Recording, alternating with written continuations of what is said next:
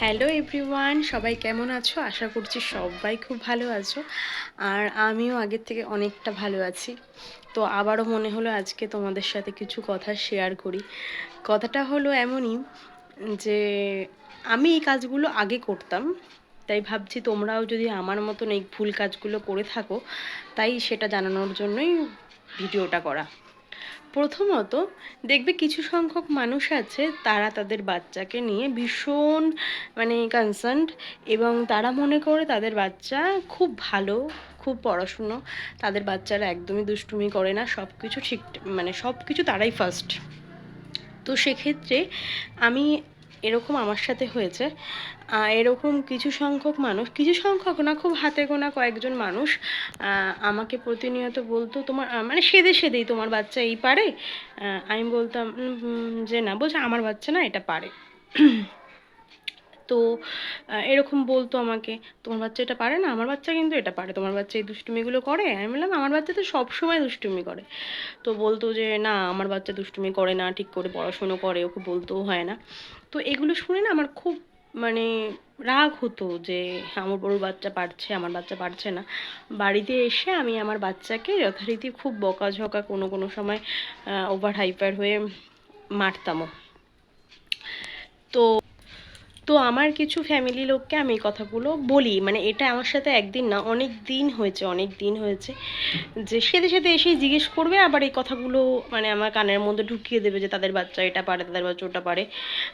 তো যথারীতি বাড়ির লোককে অনেকবার এই কথাগুলো বলার পরে তো আমার হাজব্যান্ড আমাকে বলল যে একটা কথা সব থেকে মাথায় রাখবে, যে তোমার বাচ্চাটা তোমার কাছে সবচেয়ে বেশি স্পেশাল।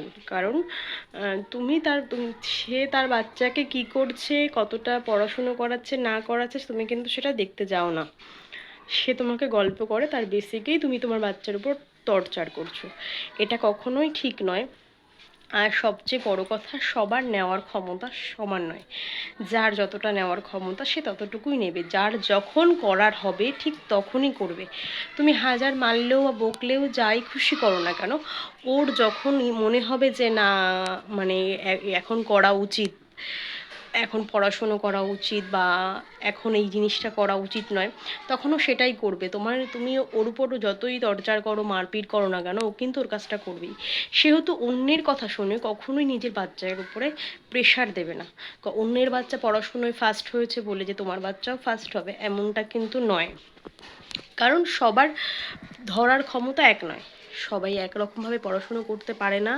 সবাই তাহলে সবাই ফার্স্ট হতো, সবচেয়ে বড় কথা, সবাই তাহলে সবাই কি ফার্স্ট হয়? ফার্স্ট কিন্তু একজনই হয়। তো সেরকম ওর বাচ্চা ভালো বলে যে আমার বাচ্চাকেও পড়াশুনোয় ঠিক অতটাই ভালো হতে হবে তেমনটা নয়। বাচ্চাকে সব রকম স্বাধীনতা যতটুকু দেওয়া দরকার ততটুকু দাও। হ্যাঁ, শাসন তো করা উচিতই, যতটা করা উচিত ততটা, যতটা শাসন করা উচিত একটা বাচ্চার পক্ষে, ঠিক ততটুকুই করো।